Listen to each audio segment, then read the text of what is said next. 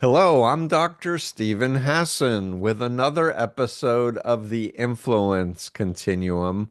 And today I feel very honored and blessed to have my mentor, Robert J. Lifton, psychiatrist, on with me.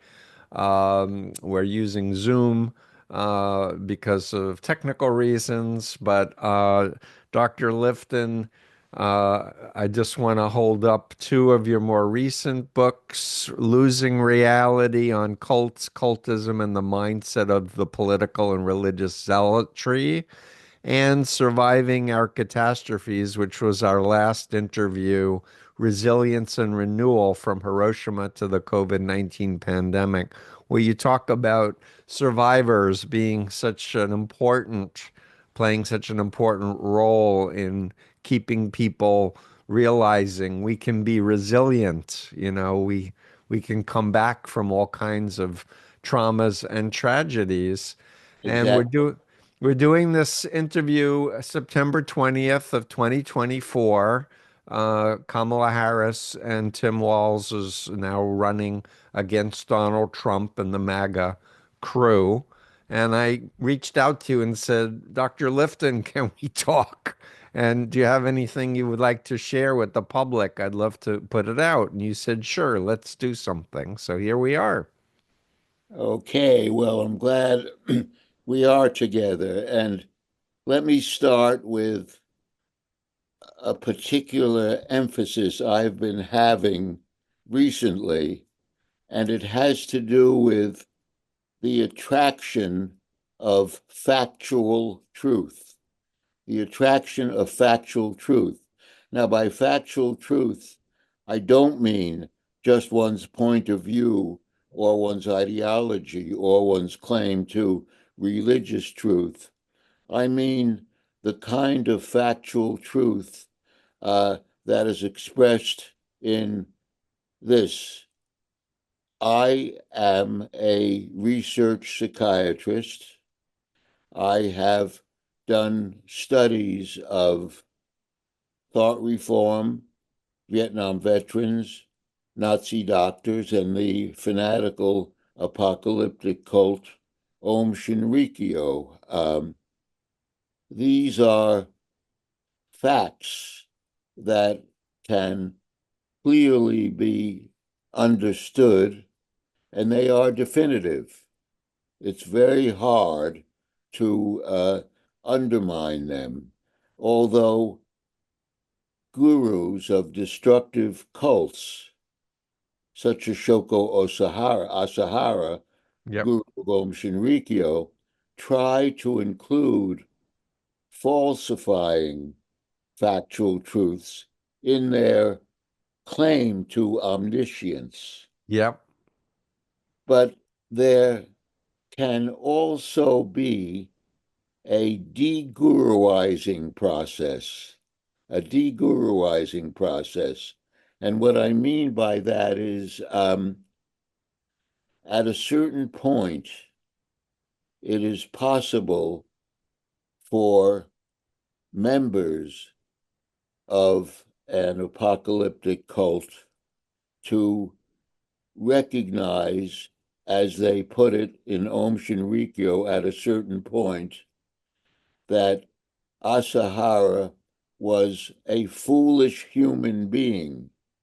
Uh, and what happened was that when he was taken into custody uh, and accused of uh, his cults having released the sarin gas on the six Right. Tokyo subway trains, he claimed he couldn't have done that because he was nearly blind. That was his assertion of his truth.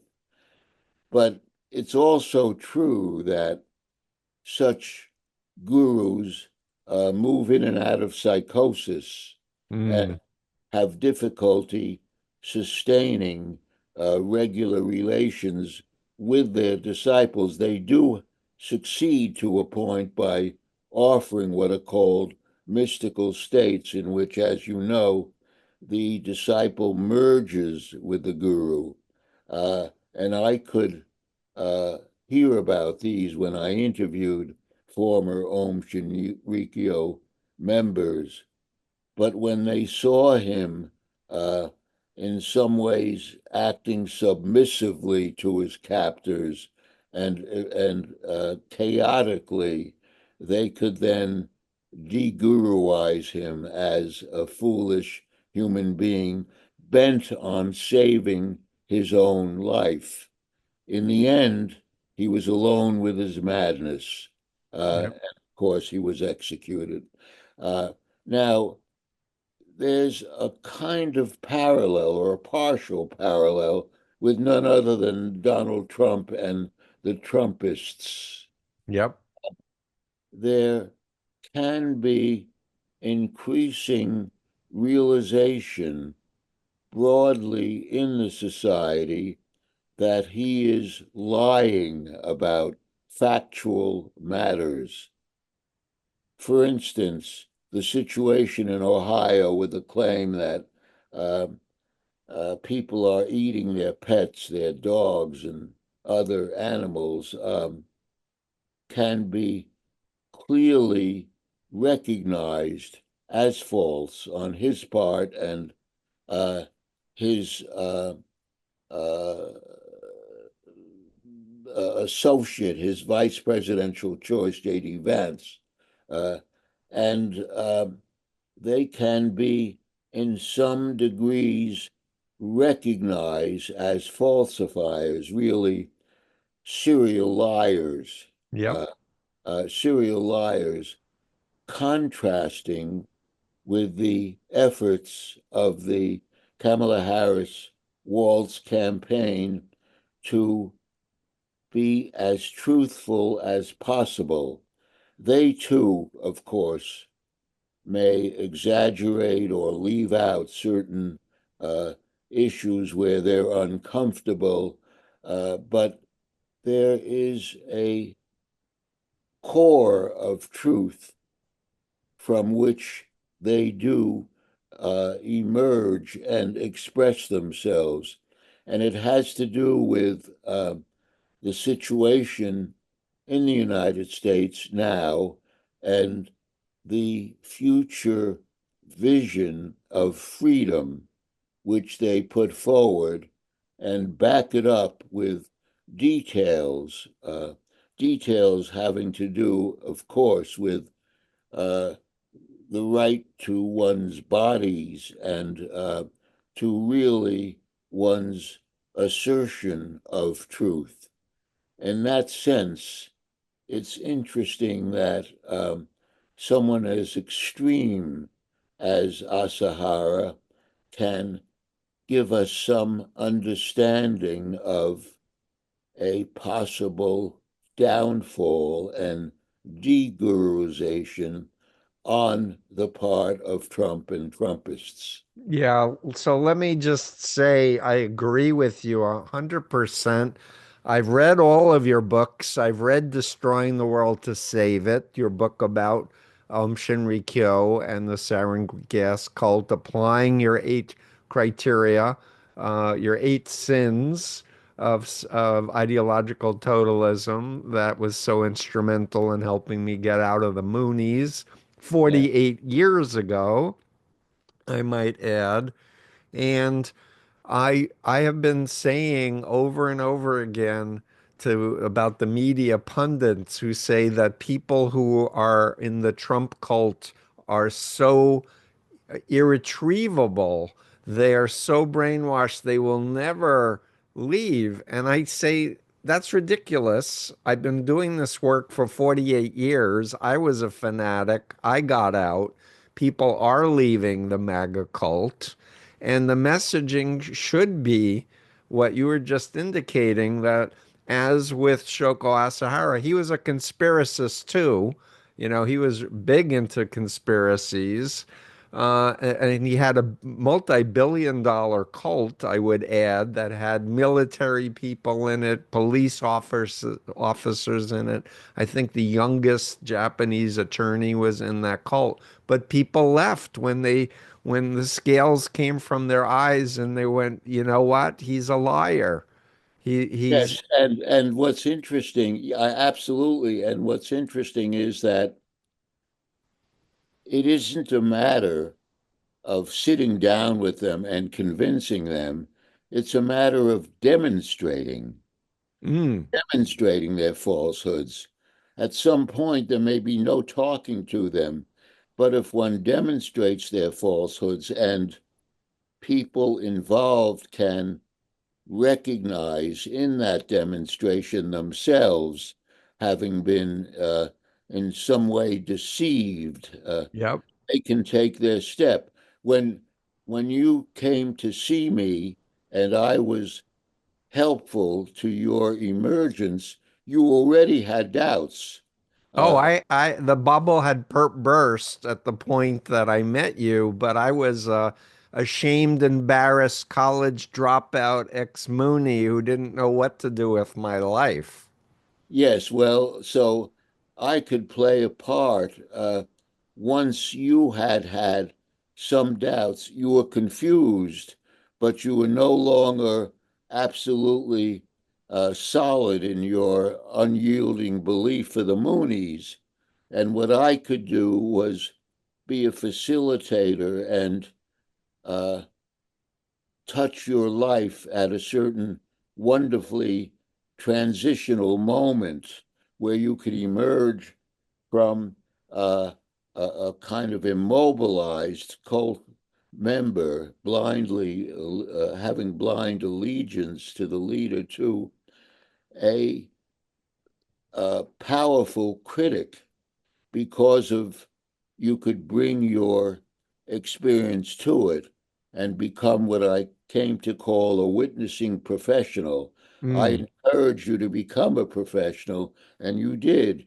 You became a psychologist and you became uh, a leading voice in identifying cults, cultism, and helping members of cults in their lives, especially to emerge from that kind of suppression.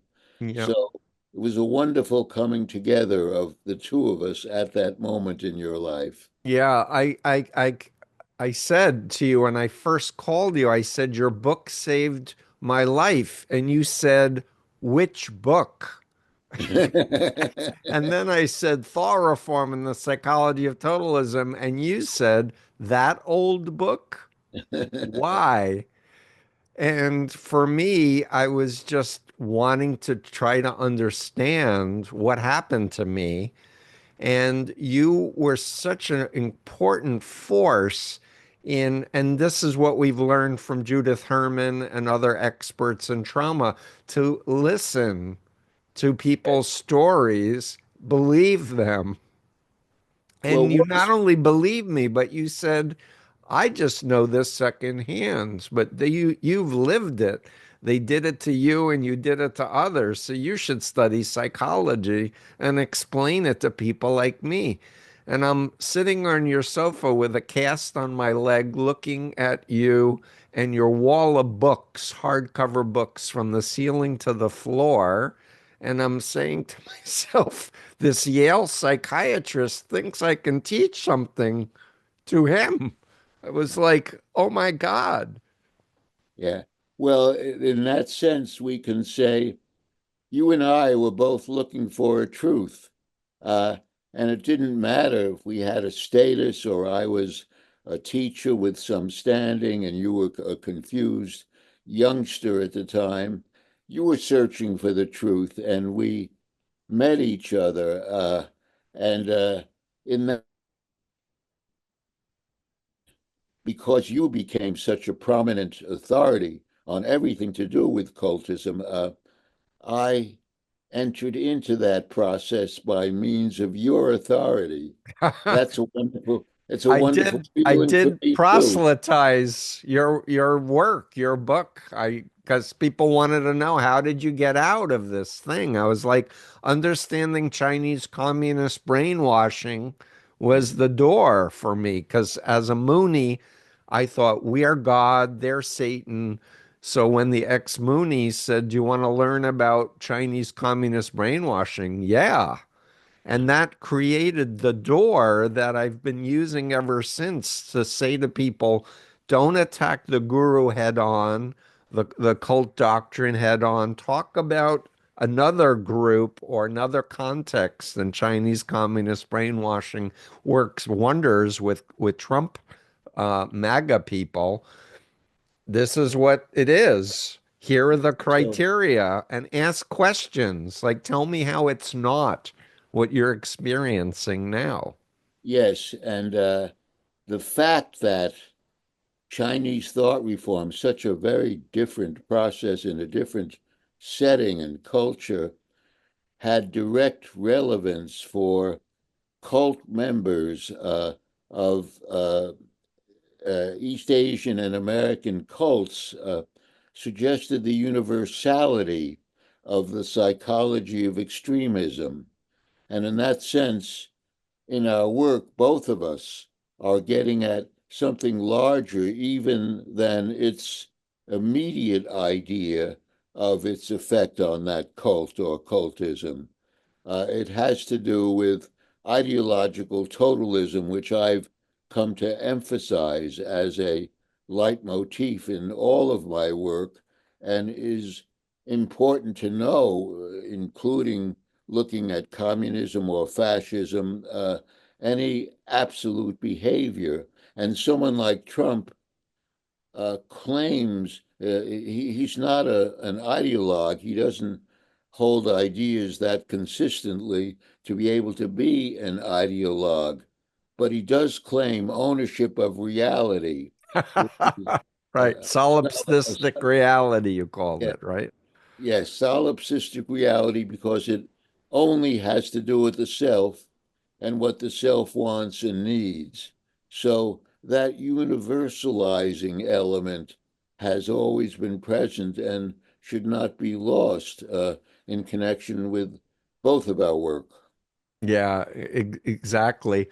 I can I ask, are you 95 now? How old are you now? 98. 98. Yeah, I had my God bless you. 98th birthday in May, and I'm still 98. at it.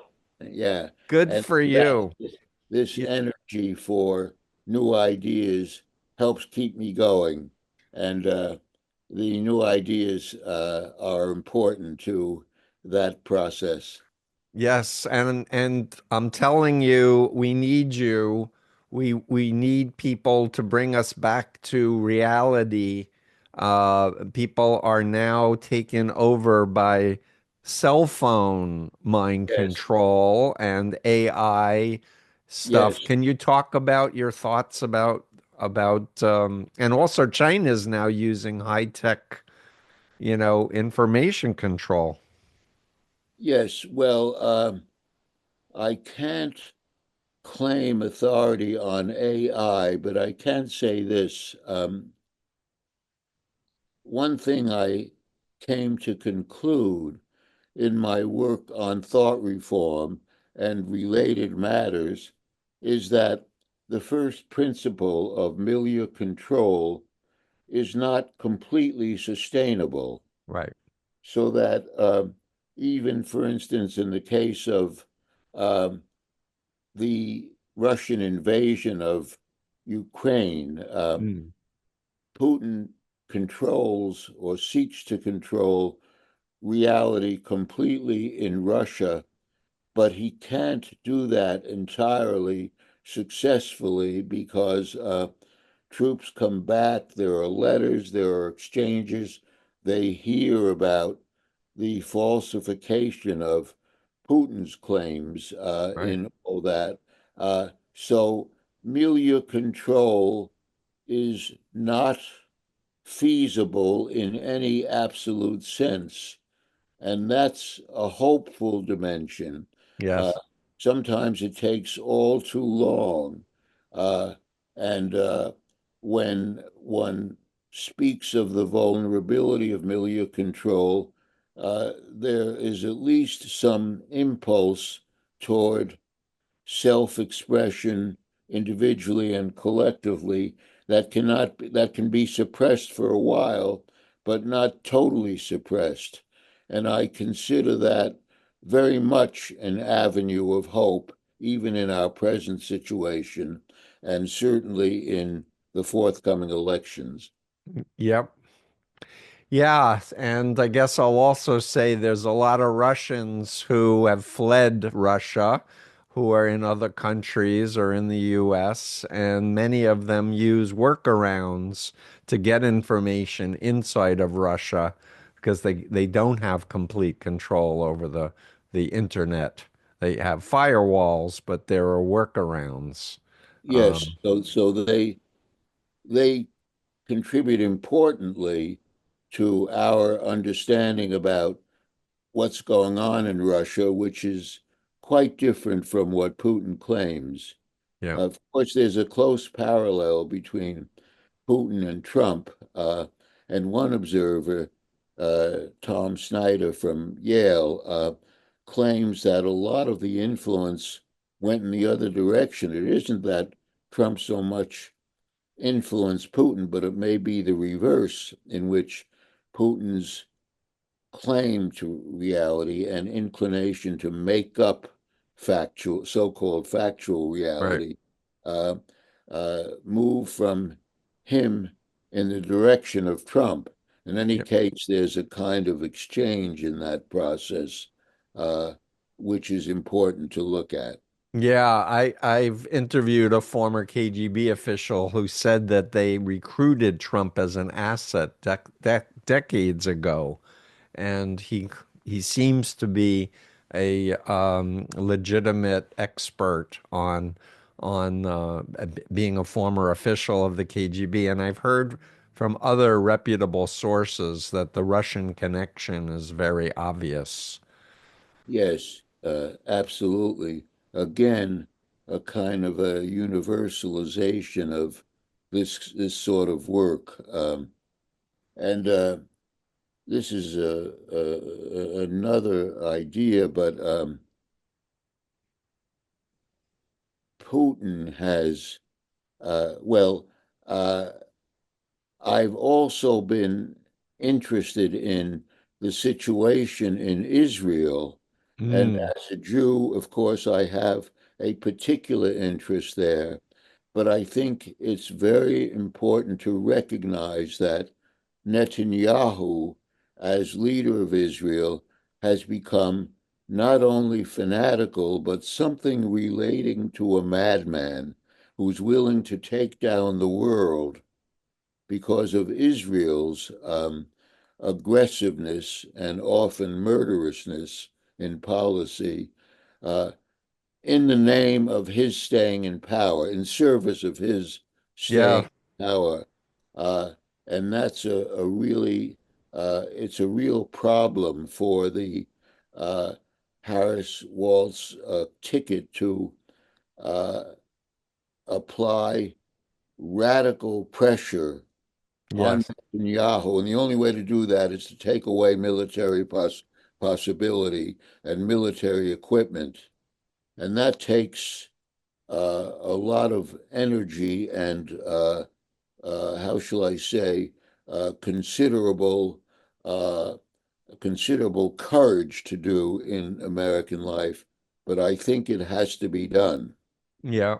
I actually talked about Netanyahu being in the cult of Trump in my book, The Yes, Cult of Trump, and the religious extremists who murdered Rabin because he wanted to make peace.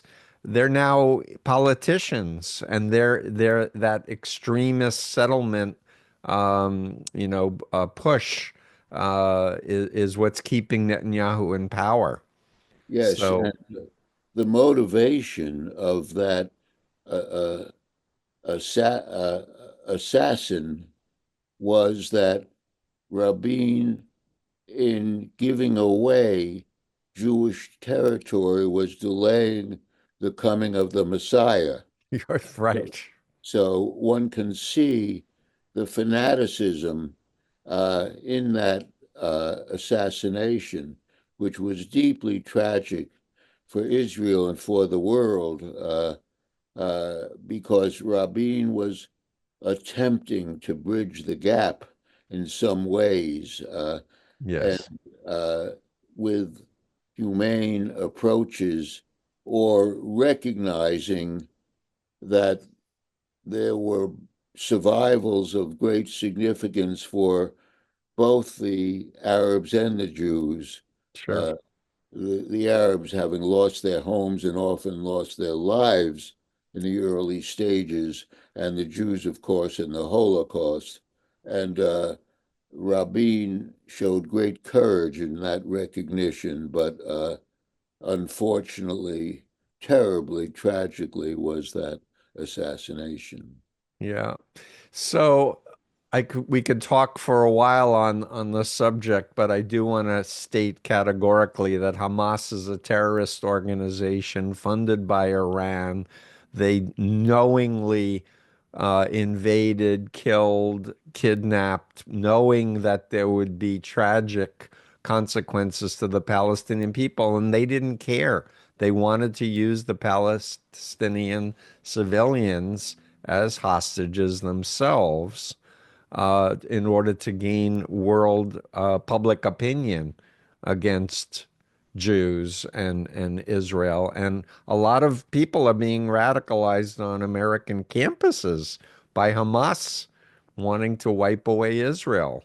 And Yes, it's well, shocking. the fanaticism of Hamas and the murderousness of their behavior has to be faced and recognized. Again, that's factual reality, Right. and it can't be ignored.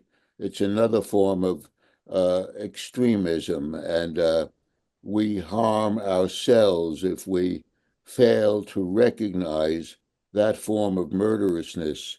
One can hope that we can make contact with uh, Israeli intelligence, which at times is very bent on truth for Yeah. the sake of Israeli survival, uh, and they can become close to truth tellers.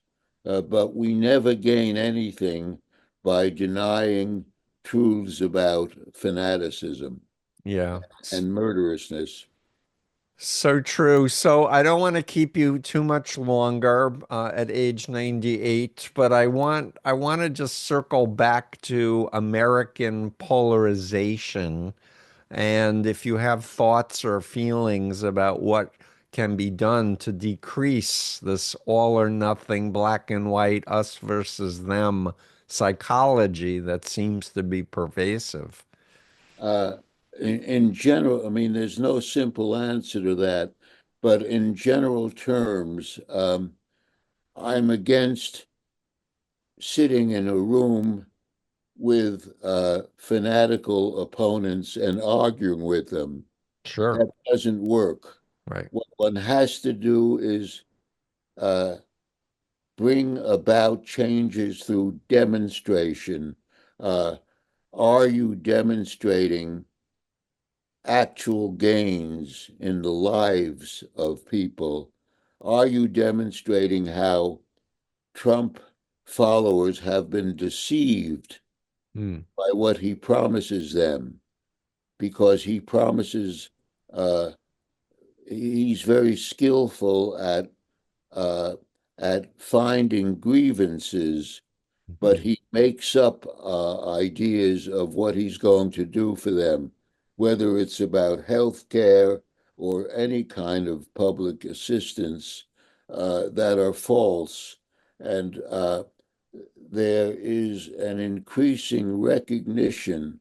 Uh, the the hopeful side is that America's institutions, including the institutions of prosecutors, of, of, of anti-democratic behavior. Yeah. They're battered, but they're not destroyed. Right. And the fact that our battered institutions are still functioning uh, means that there is always opportunity and hope. And that's where it's a kind of universal issue. I speak of witnessing professionals, also witnessing citizens, and it's not something that can happen overnight, a kind of Satori moment where everything is achieved. It's an overall continuous struggle. Hmm. I think that's what your and my lives are about. Yep, definitely. And we need more civics education. We need to register more people to vote, especially in swing states. And we need to revivify the dream of a democratic country where there's a balance of power and rule of law and a peaceful transition of Yes, power. and that ground game, so called, getting people to I think one of the great virtues of uh, the Harris Waltz campaign is that they motivate people to join in that ground game, to get people to vote, to drive them to places where they can vote or register, and that's crucial for the coming election, and nothing much is possible if we don't win the coming election. So all this has to be seized upon with particular emphasis on that ground game, uh, about which the Democrats can show considerable skill. Yeah. Yay. Mm. That's what we need to do. I just want to comment for people who are maybe hearing you for the first time. I know that you've been an avid baseball fan, that you love, you live by the beach and you love to walk in nature and see the ocean. You would do bird illustrations. You have a book on birds. And for me, you are always able to demonstrate a balance that I had trouble doing because I would work too many hours and not have joy and recharge my batteries. And you were like, no, you got to do that. Yes, absolutely. There's an element in work like this of self-protection. Mm, Uh, it doesn't mean that one stops feeling lots of pain, but it does mean that one steps back sufficiently to recognize that one has a function and outside interests. Yes, I'm a very intense sports lover, and I have my teams that uh, I'm a very loyal fan to, and that's a profound diversion, but one that I value. And there's also necessity for love in one's own immediate family or people one is close to. And of course, I had that in both in my marriage and now in my relation to Nancy Rosenblum, my partner, uh, to whom I'm very close, and we share uh, a great deal of personal intimacy, and that's necessary for us. And we shouldn't be ashamed. We're human beings. We're not supermen, right. and in that way, uh, recognizing self-protection. I would sometimes say to people, "Don't read this stuff after 9 p.m. It's Yeah. bad for your dreams." Yeah, Yeah, I've stopped doing stuff after 8 because I tend to go to sleep at 10:30, and I can't sleep well if I'm reading too much stuff about cults and Trump and stuff. Dr. absolutely. Lifton, you're an inspiration still to me. I can't thank you enough for your work. What's your next book going to be on? Do you have a one formulating? I think I'm going to have my next book on the attraction of factual reality, something Yay. like that, as a general study. Yes, facts matter. Experts who are legitimate matter. We don't create our own reality by wishful thinking it. There is no such thing as a law of attraction. That is not a law. It's a wishful thinking belief. Yeah, facts matter. and have their attraction. Yes, absolutely. And So, and any it's final words? uh, I think we should continue to do our work with hope and with expectation. We're not helpless. We are Right. our own agents individually and collectively.